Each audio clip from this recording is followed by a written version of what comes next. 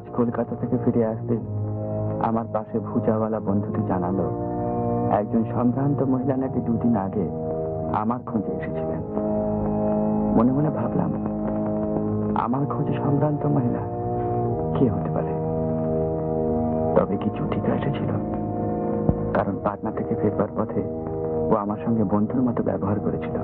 সত্যি কথা বলতে কি একটু বাড়াবাড়ি করেছিল। কিন্তু কেন? ও সন্দেহ করেছে আমার এই হিমু নামের পরিচয়টি সত্যি কিনা। ওর এই কৌতূহলের পিছনে কেন এত আগ্রহ? কেন ও জানতে চায় আসলে আমি কে? কিন্তু ধরা আমি দেব না। কেনই বা দেব? কোন বিশ্বাসে?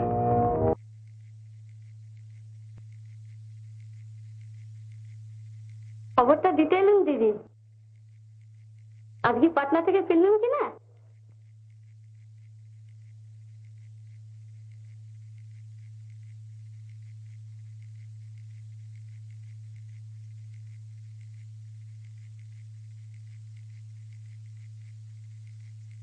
হ্যাঁ, হঠাৎ বম্বে থেকে একজনের জন্য নরেন এসেছিল।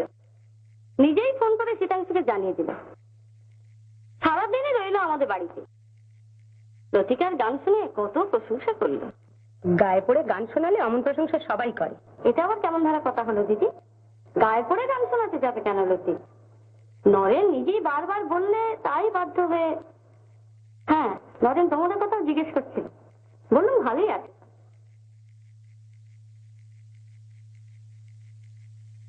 আচ্ছা, তাহলে আসি দিদি।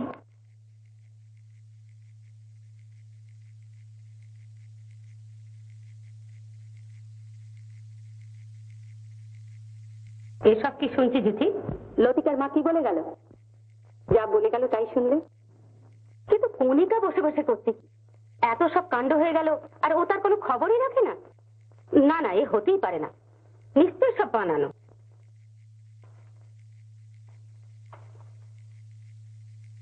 সত্যি বলেই বা কি এসে যায় মা? কি যা তা বলছিস? তোর কি বুদ্ধি শুদ্ধি লোক পেলে নাকি? শোন, কিছুদিন এখন তোর পাটনায় গিয়ে থাকা উচিত। কিন্তু কলেজ খুলতে তো এখনো অনেকদিন বাকি আছে। জানি, কিন্তু নরেন যদি আবার হঠাৎ এমনি ভাবে এসে পড়ে? তা আসুক না। কি ছাই বলছিস? তুই এখানে বোবা হয়ে বসে থাকবি, কণিকা ওখানে হাওয়া হয়ে বসে থাকবে, আর শীতাংশু ডাক্তার বারবার নরেনকে ডেকে চা খাইয়ে লতিকার গান শোনাবে। ঠিক, এতে যে নরেনের অনেক ক্ষতি করে দেবে ওরা। আমি কি করতে পারি বলো? তুই কালই পাটনায় চলে যা। আমি এখনই ড্রাইভারকে পাঠাচ্ছি, সেই হিমু নামে লোকটাকে ডেকে নিয়ে আসবে। কালই দিতে বলছো? হ্যাঁ, কাল সকাল 10টার ট্রেনে। বেশ।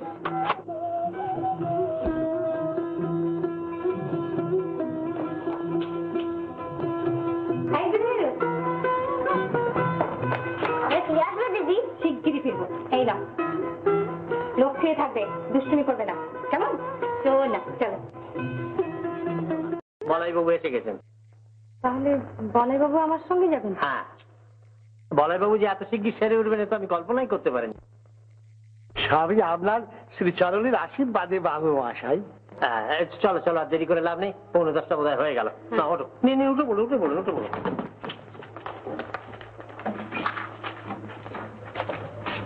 তো সাবধানে যাবি, বুঝলি? আর গিয়েই চিঠি দিবি।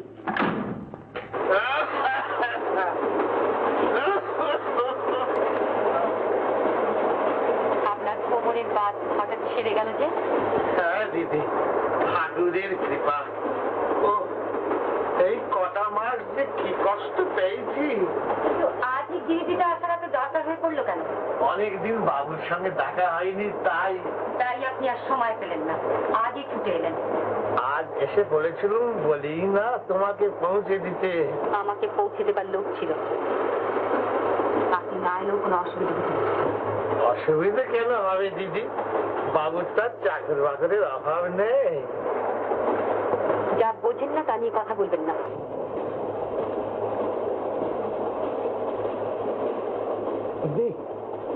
ভুলে গেছো তো?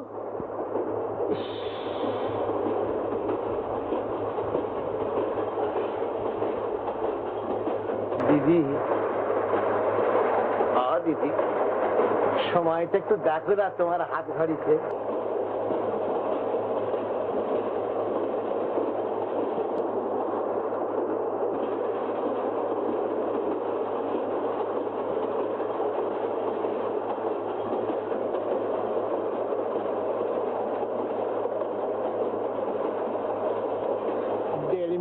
হলো দিদি?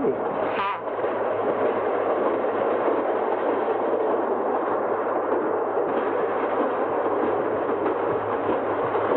দিদি একটু দেখে বলে দাও না, 97 না 98?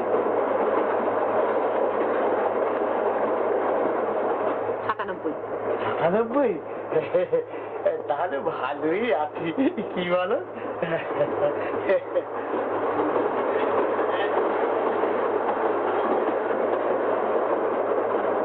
যাক, ভালোই আছি।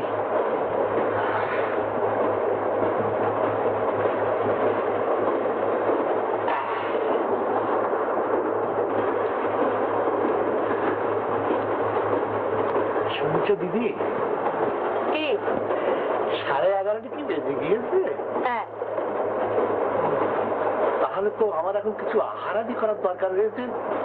এখনই খাবেন? নিয়ম ভঙ্গ তো করতে চাই না।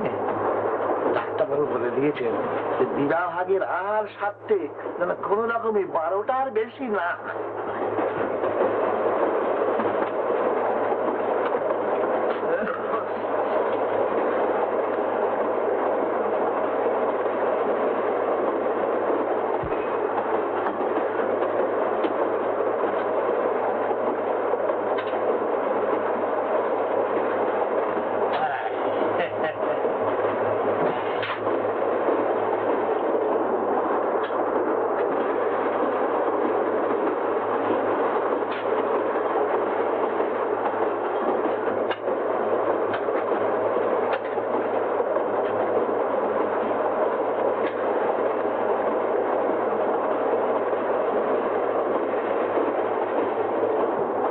জল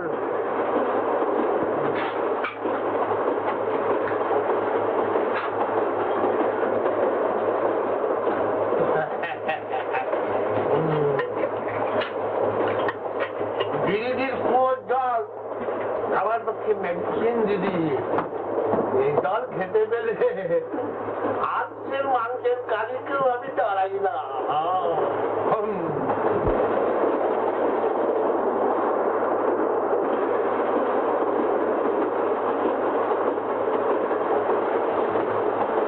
এই কি আবার হুঁকো দাঁড়াচ্ছেন কেন?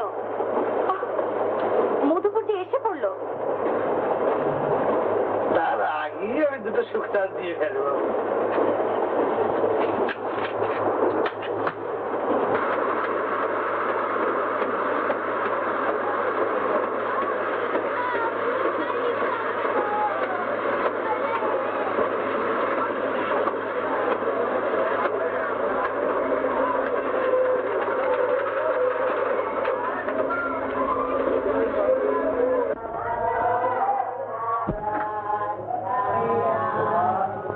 দিদি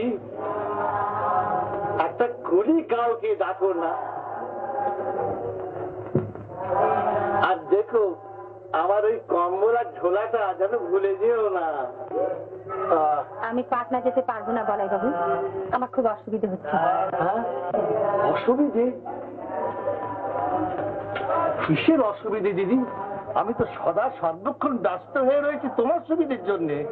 তবু আমার অসুবিধা হচ্ছে। আমি এই ট্রেনে গিরিডি ফিরে যেতে চাই। বাবুজি আমার উপর খুব রাগ করবেন দিদি। আপনার উপর কেন রাগ করবেন? আমি নিজেই গিয়ে সব বলবো। তাহলে ফিরেই যেতে চাও? হ্যাঁ, সেই ভালো দিদি।